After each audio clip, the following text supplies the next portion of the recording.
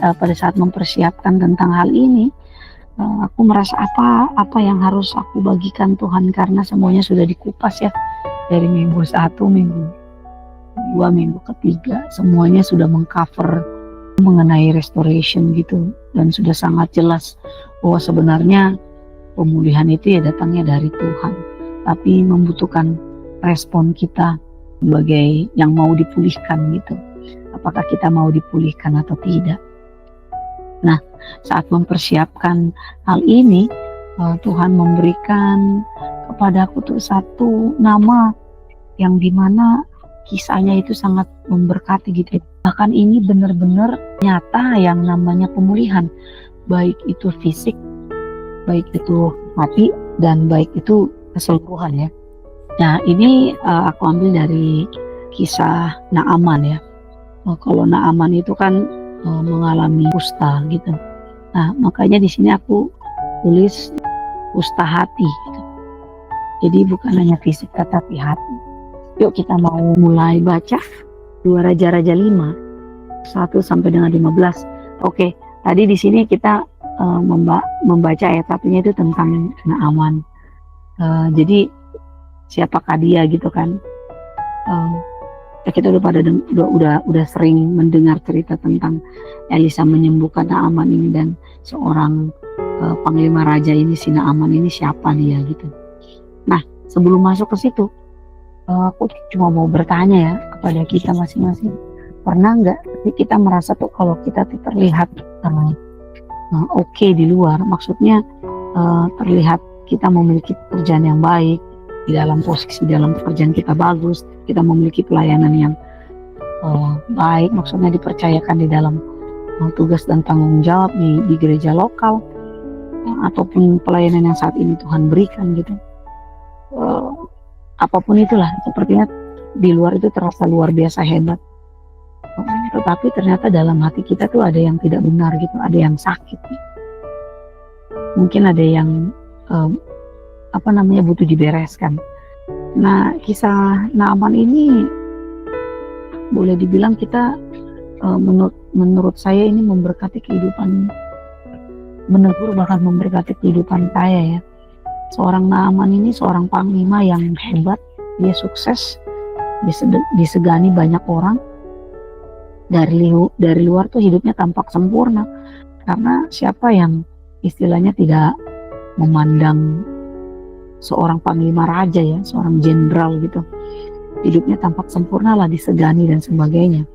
Tapi di balik semua itu ada sesuatu yang dia derita gitu. Kalau tadi aku bicara bahwa di dalam hati ada yang sakit, kalau di Naaman ini ternyata bukan hanya di dalam tubuhnya yang sakit, yang tidak bisa dia sembunyikan, tetapi ada satu hal di dalam hatinya yang juga ternyata sakit gitu.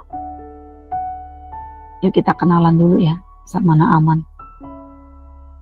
Nah, kalau cerita Naaman ini bikin saya berpikir sih, kadang apa yang terlihat dari luar itu nggak sama dengan kondisi hati kita ya, yang tadi aku bilang. Jadi bukan cuma dari sakit fisik, tapi juga ternyata banyak sakit yang di dalam diri kita yang tidak bisa kelihatan secara kasat mata gitu. Itu ternyata ada di dalam kehidupan kita gitu. Banyaklah yang tidak terlihat, tapi Tuhan yang tahu gitu. Dari kesombongan, atau mungkin dari rasa bangga, atau hal-hal yang bikin kita tidak berkenan di hadapan Tuhan, tapi tidak dilihat oleh orang. Nah, itu adalah pelayan Tuhan yang luar biasa, pekerja keras, ataupun istilahnya seorang istri, atau seorang kakak, atau seorang adik ataupun seorang saudara yang bisa diandalkan. Tapi melalui kisah Naaman ini kita akan belajar lagi, ternyata bukan hanya fisik yang harus dipulihkan juga, tetapi juga kehidupan kita. Jadi kisah Naaman ini kalau saya catat itu bagaimana Tuhan bisa membawa kita tuh kembali utuh gitu. Tuhan mampu merestorasi kehidupan kita. Pertama, sebelumnya mari kita berkenalan dengan Naaman dulu ya. Tadi kan sudah kita baca ya, berdasarkan apa yang kita baca di 2 Raja-Raja 5 ayat 1. Naaman, panglima Raja Aram, adalah seorang terpandang di hadapan tuannya dan sangat disayangi. Sebab oleh dia Tuhan telah memberikan kemenangan kepada Aram, tetapi orang itu seorang pahlawan yang gagah perkasa, tetapi dia penderita kusta. Nah, ada 3 hal penting di sini yang bisa kita gali dari seorang Naaman. Ya, kalau ayat 1 itu sudah memperlihatkan jelas bahwa dia adalah seorang yang besar di hadapan dan diakui, bahkan disegani di hadapan rajanya. Kalau menurut saya ini sebuah rekam jejak yang luar biasa. Berarti dia membangun kredibilitasnya bukan sehari 2 hari, tetapi bertahun-tahun untuk mendapatkan pengakuan dari raja, bahkan tercatat dia adalah seorang terpandang. Ini adalah hal yang dia bangun. Berarti kalau saya boleh simpulkan bahwa Naaman ini seorang pekerja keras di bidangnya. Ya, bidangnya dia adalah bidang militer mungkin, karena panglima Raja Aram. Nah, ini artinya pada saat saya membahas ini, saya merasa ini seperti ini, saya melihat di kehidupan saya enggak sih ya. Sebuah rekam jejak yang luar biasa. Mungkin kita membangun kredibilitas kita bertahun-tahun di dalam pekerjaan, di dalam pelayanan, which is hal yang bagus. Dan ini sama kita seperti Naaman, dia pekerja keras sekali lagi, dan dia sangat berdedikasi terhadap apa yang sudah diberikan tanggung jawab oleh Raja Aram ya. Ini sampai mendapat pengakuan dan penghargaan dari sang raja. Nah, yang kedua adalah tercatat bahwa di sini dibilang oleh dia Tuhan telah memberikan kemenangan kepada Aram. Dia orang yang tidak percaya sama Tuhan. Saya yakin orang Aram, mana sih ada orang Aram yang mengenal yang percaya kepada Tuhannya Israel gitu ya. Kalau mau dilihat semua di sana itu rata-rata ya mostly semuanya tidak menyembah Tuhan, mereka menyembah dewa-dewa mereka gitu. Tapi di sini ditulis sebab oleh dia Tuhan telah memberikan kemenangan kepada Aram. Selain bukan orang sembarangan, selain dia adalah panglima tertinggi kerajaan Aram, seorang yang dihormati, dipercaya langsung oleh raja, dikatakan dia adalah seorang yang besar karena kedudukannya, karena prestasinya, karena kapabilitasnya, pengakuan dan penghargaan datang dari tuannya sendiri. Jadi ini adalah sesuatu tentang kehidupan Naaman. Tapi ternyata Tuhan juga, yang hal yang mengejutkan adalah bahwa Tuhan itu memakai dia untuk memberikan kemenangan kepada Aram. Di sini kalau saya mau bilang bahwa ternyata orang yang tidak mengenal Tuhan pun dapat Tuhan pakai untuk menunjukkan kedaulatannya. Jadi ternyata tuh bukan siapa kita, berarti siapa yang mau Tuhan tunjuk gitu. Jadi saya lihat di sini bahwa Tuhan menunjukkan kedaulatannya itu melampaui batas lintas bangsa, lintas agama lah kalau saya bilang. Istilahnya Tuhan bisa pakai siapa saja untuk melakukan rencananya di dalam dunia ini. Dan salah satunya adalah Naaman, seorang yang tidak percaya. Ya kan bangsa Aram ini kan sering menjadi musuh Israel. Makanya saya berpikir kadang kalau kita berada istilahnya di dalam lingkungan pekerjaan, kadang kan Tuhan juga pakai orang-orang yang tidak mengenal Tuhan mungkin untuk memberikan kita semangat gitu ya. Tuhan juga pakai orang-orang sekitar kita juga itu untuk kita melihat bahwa Tuhan itu menyertai kita dalam bentuk apapun gitu. Tuhan dapat berkarya melalui orang-orang yang belum mengenalnya, karena dia ingin menunjukkan kedaulatannya di dalam dunia ini. Jadi kita tidak perlu berpikir bahwa kenapa dia Tuhan yang dipakai, siapa dia. Jadi bukan bagian kita untuk menilai siapa yang dipilih Allah gitu, karena ini adalah bagian dari kedaulatan Allah untuk menunjukkan dirinya di dunia ini. Nah, yang ketiga adalah di sini dikatakan di ayatnya, orang itu seorang pahlawan yang gagah perkasa. Naaman ini seorang yang digambarkan sebagai pahlawan yang gagah perkasa. Jadi udah masuk di dalam yang saya catat ini semua nih, udah kuat, gagah, pemberani, gitu, punya pengaruh yang tadi dari atas nomor 1, nomor 2, berarti begitu dia punya karisma lah. Dia memiliki pengaruh di dalam negeri Aram ya. Tadi lagi dapat pengakuan dari sang raja gitu. Tapi ironisnya ya, kalau mau dilihat istilahnya kalimat berikutnya itu sangat kontras gitu. Tapi ia seorang penderita kusta gitu. Ternyata tidak semua orang sempurna kalau mau diambil dari pelajaran Naaman ya.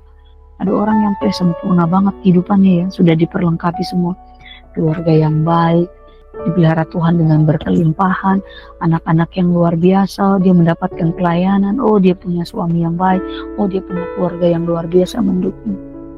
Ternyata semua kehidupan manusia itu tidak sempurna kalau menurut saya. Seperti Aram ini, walaupun dia tidak mengenal Tuhan ya, ada aja yang tidak sempurna. Ini sangat bertolak belakang dibalik dari sisi kegagahannya, keberaniannya, kekuatannya, ketangguhannya. Ternyata dia adalah seorang yang berpenyakit kusta. Nah, inilah seorang Naaman. Kalau kita melihat bahwa dia adalah gambaran luar biasa dari seorang manusia. Apa yang dia nggak punya? Dia punya rasa respect dari semua orang. Dia punya posisi, dia punya jabatan. Bahkan Tuhan memakai dia untuk menunjukkan kedaulatan. Yang saya mau ambil ini adalah, tetapi dia punya penyakit kusta. Nah, sedikitlah tentang kusta ini. Kita udah pasti sudah tahu ya tentang seseorang kalau terkena kusta di zaman Perjanjian Lama ini. Kalau mau dilihat dari kitab Imamat ya, Imamat 13 gitu.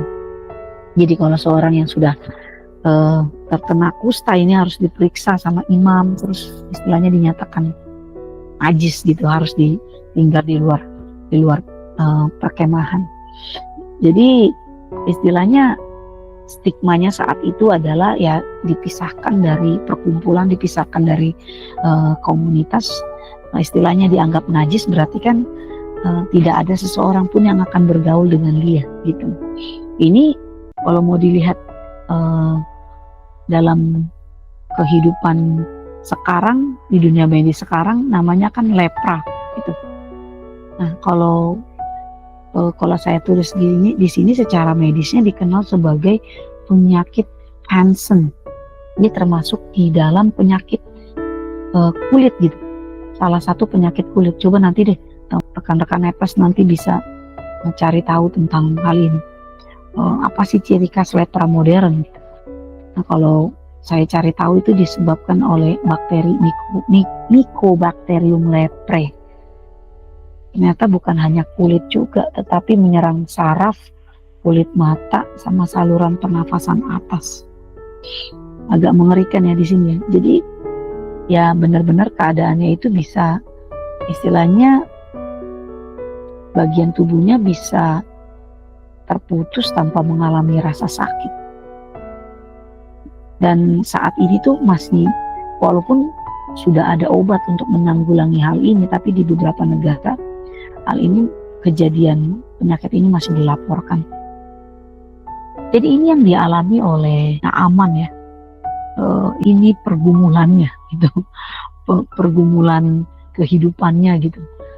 Istilahnya setiap hari dia harus, mungkin saja dia menutupi semuanya dengan sarung-sarung tangan atau menutupi semuanya dengan baju yang panjang. Tapi ada beberapa penyakit kusta ini juga menyerang muka kan, sampai ada istilahnya hidung yang putus dan sebagainya. Saya membayangkan bagaimana dia mengcover itu semua. Atau mungkin di zaman itu istilahnya kusta itu hanya najis di tengah-tengah bangsa Israel, tapi tidak di tengah-tengah bangsa Aram. Kok bisa dia survive dengan kondisi penyakitnya tapi berprestasi dan dihargai gitu di dunia pekerjaannya gitu istilahnya. Nah, kita balik lagi gitu. Dia ini mengalami kusta secara fisik, tapi ternyata kalau saya lihat lagi ya di ayat-ayat selanjutnya, ternyata tuh dia bukan saja mengalami kusta di fisik, tetapi juga kusta di hati gitu loh. Kita buka lagi dari 2 Raja-Raja 5 ayat 3 dan 4. Jadi dikasih tahu inilah ada seorang gadis bangsa Israel yang menjadi pelayannya mereka ya. Kasih tahu kepada nyonyanya, ada nabi yang bisa menyembuhkan penyakit Bapak Naaman. Nyonya, oh bisa ya? Iya, begini-beginilah dikatakan oleh gadis yang di negeri Israel itu. Ayat 5. Baik, jadi dia ngasih tahu kepada istrinya Naaman. Terus Naaman memberitahukan ini kepada tuannya ya, which is kepada rajanya. Terus rajanya ini bertindak gitu. Oke, pergi deh. Berarti kan istilahnya raja itu mengetahui bahwa kondisi si Naaman ini berpenyakit kusta. Itu satu. Baiklah, pergilah dan aku akan mengirim surat kepada Raja Israel. Singkatnya, Raja Aram ini mengirim surat kepada Raja Israel. Nah, suratnya sampai nih kepada Raja Israel ini. Di ayat 6 gitu. Isinya istilahnya, nih, pegawaiku ini Naaman, tolong dong diperhatikan karena dia ini berpenyakit kusta, supaya engkau menyembuhkan dia dari penyakit kustanya gitu. Padahal sebenarnya bukannya si Raja Israel kan, message-nya adalah ada seorang nabi gitu. Nah, Raja Israel ini istilahnya, wah, istilahnya siapa gue ini Allah apa yang bisa bangkitin, bisa hidupin gitu, yang bisa menyembuhkan penyakit kusta gitu. Ini kayaknya nyari gara-gara gitu. Tetapi Elisa mendengar hal ini, terus Elisa datang kepada raja, menenangkan raja. Kenapa ribet? Kenapa harus mengkoyak-koyakan pakaianmu? Kenapa panik? Kenapa mesti harus takut sepertinya Raja Aram ini ingin mencari gara-gara? Nggak usah panik. Bawa kepadaku gini, supaya ia tahu bahwa ada seorang nabi di Israel. Oke, ayat 9 nih. Kemudian datanglah Naaman dengan kudanya dan keretanya, lalu berhenti di depan pintu rumah Elisa. Dia datang dengan kudanya dan keretanya.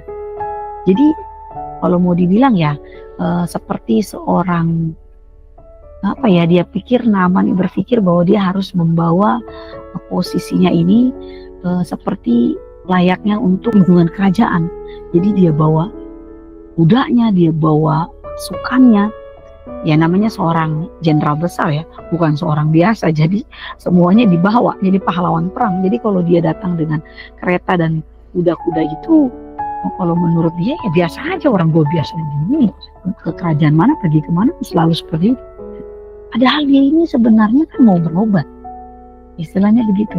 Ya kalau presiden aja berobat, istilahnya pasti kan dia juga mungkin cuma bawa 2 atau 3 orang, 4 orang pengawalnya ya, untuk istilahnya masuk ke ruang dokter gitu. Saya nggak tahu zaman itu bagaimana seseorang itu mengunjungi seseorang yang kecil. Ini seorang nabi loh, 1 orang, tapi dia bawa seperti layaknya kunjungan kerajaan resmi. Karena nih kuda-kuda ini ya, kuda dan pasukannya bagi zaman itu adalah simbol kehormatan ya, simbol status dan kehormatan gitu. Jadi hanya orang-orang yang punya pangkat tinggi, hanya orang-orang yang punya titel. Ya, si Naaman ini kan jenderal. Jadi ini adalah tanda kekuasaan dan kebesaran Naaman. Dia bukan datang sebagai orang yang benar-benar sakit, tapi dia datang sebagai jenderal. Dia nggak tahu bahwa ini adalah salah satu hal yang harus dibereskan. Gaya kedatangan diplomatiknya dia, istilahnya gitu. Sepertinya diutus oleh raja, padahal dia yang butuh gitu.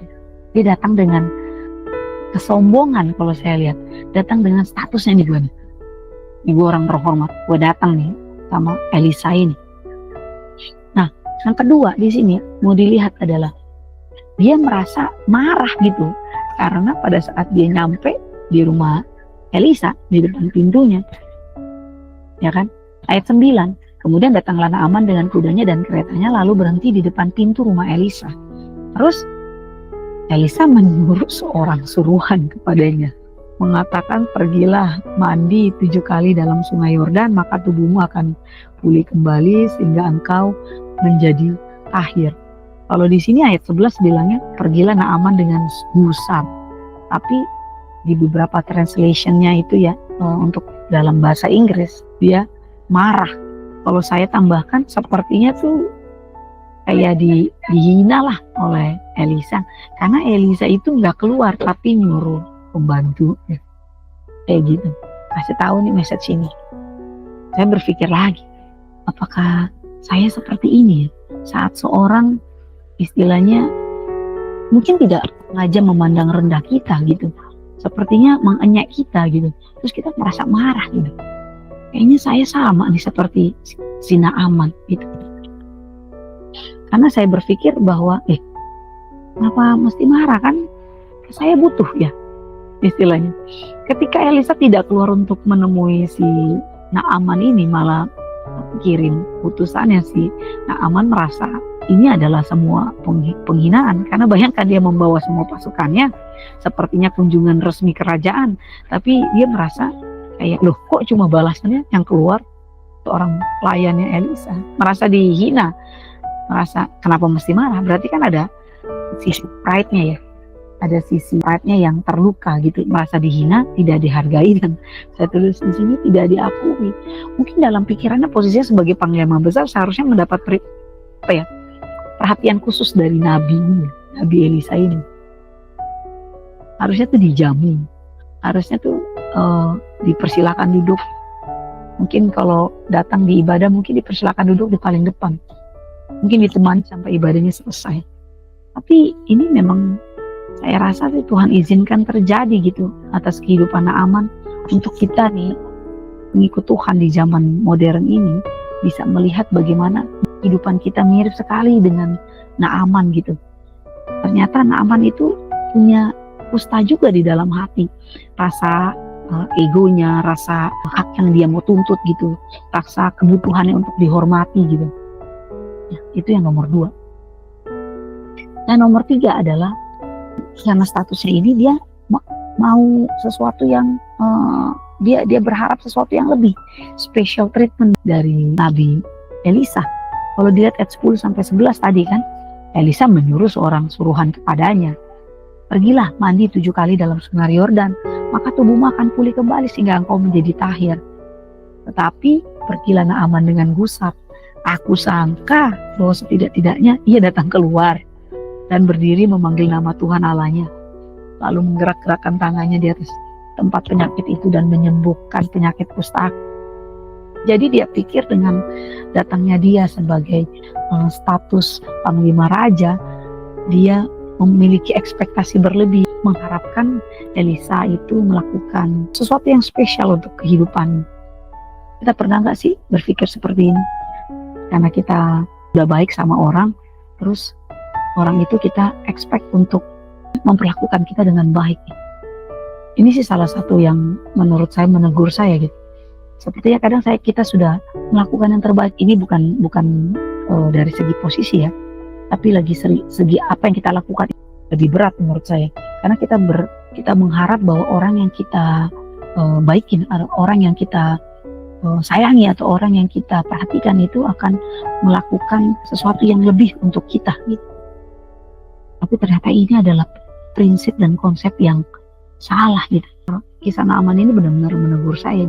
Sebenarnya apa yang kita lakukan untuk orang ataupun dengan posisi kita saat ini, kita tidak boleh memiliki ekspektasi yang lebih gitu, untuk itu kembali kepada diri kita. Karena segala sesuatunya itu kita tahu bahwa Tuhan yang melihat gitu apa yang kita lakukan.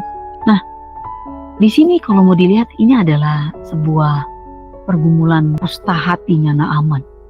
Dia bukan saja bergumul secara fisik, tapi juga kalau saya lihat kayaknya dia tidak merasa dirinya memiliki kusta hati.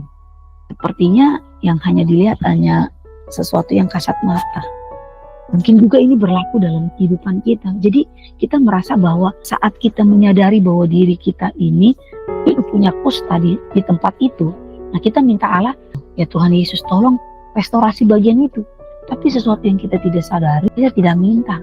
Nah ini kalau saya mau lihat bahwa kisah Naaman ini benar-benar menceritakan tentang sebuah restorasi total. Restorasi yang istilahnya yang bisa dilihat mata dan yang tidak bisa dilihat mata. Ada 3 bagian hal ini yang saya tulis di sini. Restorasi ini terjadi kemarin bilang minggu 1, minggu 2, minggu ketiga ini itu kan karena Tuhan gitu ya. Tapi ternyata kan harus ada respon kita dulu. Yang pertama untuk menyadari gitu kan. Balik lagi ke repentance itu, kita menyadari bahwa kita manusia berdosa, kita bertobat, mengakui dosa. Terus kita menyerahkan kepada Tuhan dan Tuhan memulihkan. Tetapi pada saat prosesnya dari repentance kepada restoration itu, ada dua hal yang penting untuk kita lakukan. Ini kalau aku tulis di sini adalah punya kerendahan hati dan ketaatan.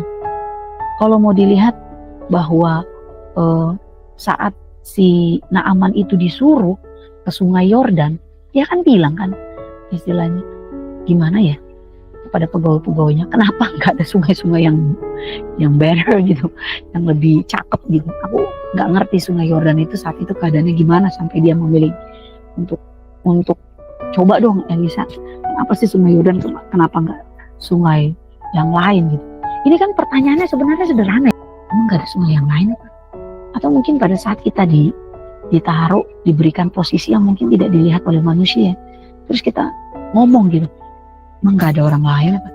Pertanyaannya sederhana, tapi itu memperlihatkan kesombongannya seorang Naaman. Jadi tidak ada kerendahan hati di dalam. Jadi Elisa tuh sebenarnya tidak perlu menyentuh Naaman. Elisa cuma ngasih tahu, lakukan A. Akhirnya kerendahan hati dan ketaatan Naaman itu kan diuji ya. Dia mau tunduk nggak? Dia mau patuh nggak atas perintah yang mungkin sederhana ini? Pemulihan itu membutuhkan ini, kerendahan hati, membutuhkan ketaatan saat sesuatu yang Tuhan suruh kita lakukan itu sometimes itu tidak sesuai dengan apa yang kita mau dan tidak sesuai dengan pemikiran kita. Bayangin loh, suruh tunduk pada seorang nabi yang dia tidak kenal, yang berbeda bangsa, yang jauh banget dari posisinya. Kalau sesama jenderal yang ngomong begitu masih dimasuk di dalam pikiran. Tapi ini seorang nabi yang bukan dari bangsanya. Ini kita mau belajar bahwa kerendahan hati itu diperlukan gitu untuk saat kita menerima firman gitu ya.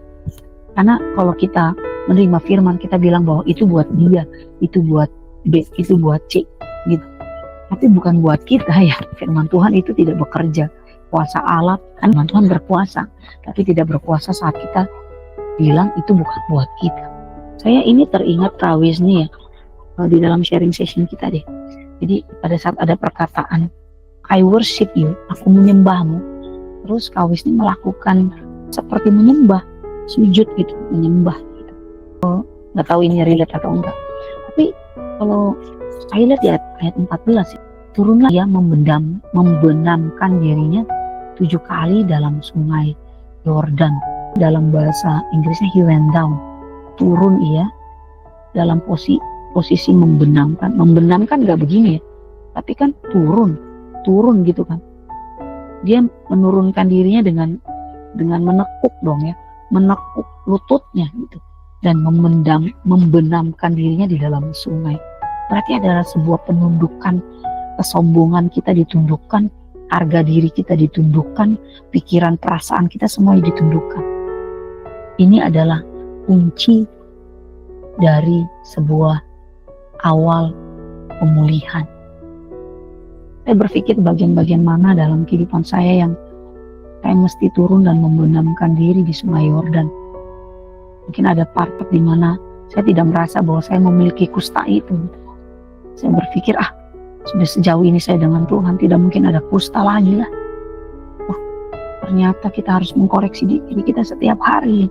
Mungkin pencapaian kita, achievement kita itu membuat kita tuh mata rohani kita kabur sehingga nggak bisa ngeliat lagi udah mulai ada benih-benih kusta gitu di dalam kehidupan kita.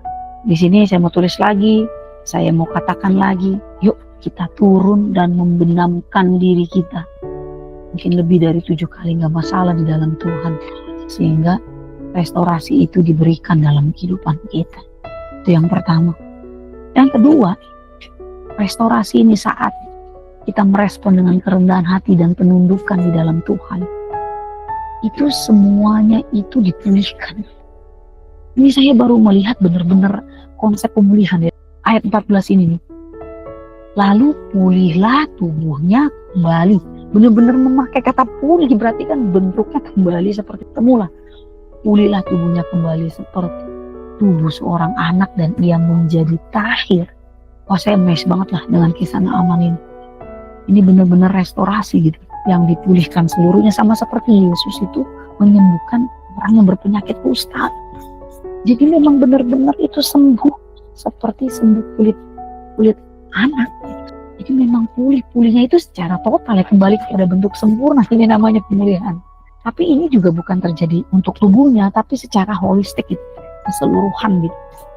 Tubuh, terus kemudian hatinya juga dipulihkan, istilahnya diubahkan dari yang sombong dia bisa menundukkan diri gitu. Bahkan dia mau merendahkan diri, apa istilahnya, ngomong bahwa terimalah ini from your servant, terimalah ini dari saya seorang pelayan. Ayat 15, kemudian kembalilah ia dengan seluruh pasukannya kepada abdi Allah itu. Setelah sampai, tampillah ia ke depan Elisa dan berkata, sekarang aku tahu bahwa di Israel, karena itu terimalah kiranya suatu pemberian dari hambamu ini. Hei, dia label dirinya jadi hamba, bukan jadi panglima lagi. Kuda-kuda perang dan segala pasukannya udah tidak berarti lagi. Orang yang sudah dipulihkan, dua kali orang yang sudah dipulihkan, sekali lagi, dia tidak sudah memandang posisinya, dia tidak sudah memandang pride-nya, dia sudah tidak memandang egonya lagi. Dia sudah hanya mengerti bahwa ada sesuatu yang terjadi dalam kehidupanku dan pribadi itu yang mengubahkanku. Jadi dia sudah bukan apa-apanya lagi gitu. Istilahnya sudah tidak penting lah. Ini hal yang indah sih. Aku merasa ini memberkati kehidupanku banget, bahwa Tuhan memulihkan itu bukan hanya fisik, tapi juga bukannya hati juga. Ini kan dibalik nih, hatinya dulu nih, si Naaman dipulihkan dulu, dia ditundukkan dulu, baru dipulihkan, disembuhkan, dipulihkan secara fisik. Dan semuanya ini sebenarnya yang terakhir lah, sebenarnya bukan buat Naaman. Kalau aku lihat, kayak maksudnya ya kasarannya ya, kok ngomongnya begitu, bukan buat Naaman. Karena message-nya jelas sekali. Kalau ayat 8 itu tuh si Elisa tuh bilangnya, karena ia datang kepadaku supaya ia tahu bahwa ada seorang nabi di Israel. Dia ingin bangsa Aram tahu bahwa ada Tuhan di bangsa Israel, supaya si Naaman ini bisa mengenal Allahnya bangsa Israel. Kalau saya tulis di sini, demonstrasi kuasa kemuliaan Allah. Jadi message-nya itu sebenarnya bukan si Naaman, tapi poinnya adalah Tuhan ingin mempertunjukkan kuasanya, kemuliaannya. Saya terkagum juga gitu ya. Dan yang terakhir adalah sebuah pengakuan. Akhirnya kan dari seorang yang tidak percaya kepada Tuhan ya, dia bisa mengaku bahwa tidak ada Tuhan di bangsa yang lain. Ayat 15 ini, pengakuan tentang kedahsyatan dan kuasa Allah. Jadi sebenarnya itu kita dipulihkan itu, kita diubahkan itu nomor 2 ya. Ternyata message-nya itu adalah kuasa Allah dipertunjukkan gitu di dalam kehidupan kita. Jadi saat kita bersaksi itu hanya 15%, mungkin 10%, mungkin 5%. Saya bersaksi ini Tuhan luar biasa, bukan kitanya gitu. Yang dulunya kita penjahat jadi manusia benar gitu. Dulu gue begini, itu 5%. Sebenarnya harus kita lakukan, yang kita harus ngomongin adalah Allah itu luar biasa dahsyat gitu. Perkataannya itu berkuasa. Itu yang harus kita dengung-dengungkan gitu. Nggak tahu ya ini hikmat baru lagi atau bagaimana, tapi menurut saya adalah pemulihan kita itu nomor 2. Tapi kehendaknya ya, kedaulatannya itu harus nomor 1. Itu yang aku lihat. Mungkin hanya cuma di hati kita yang diubahkan, tapi enggak penyakit kita. Itu enggak masalah. Kalau saya lihat kayaknya itu enggak masalah. Tapi yang penting adalah kalau hati kita bisa diubahkan Tuhan, berarti kan kita bisa menyampaikan kebenaran firman buat orang di luar sana. Jadi miliki respon yang benar di dalam proses menuju pemulihan. Milikilah kerendahan hati, milikilah ketaatan. Kapan Tuhan memulihkan secara keseluruhan, itu waktunya Tuhan. Karena ini semua tentang Dia, bukan tentang kita. Ya, puji Tuhan. Tuhan memberkati kita.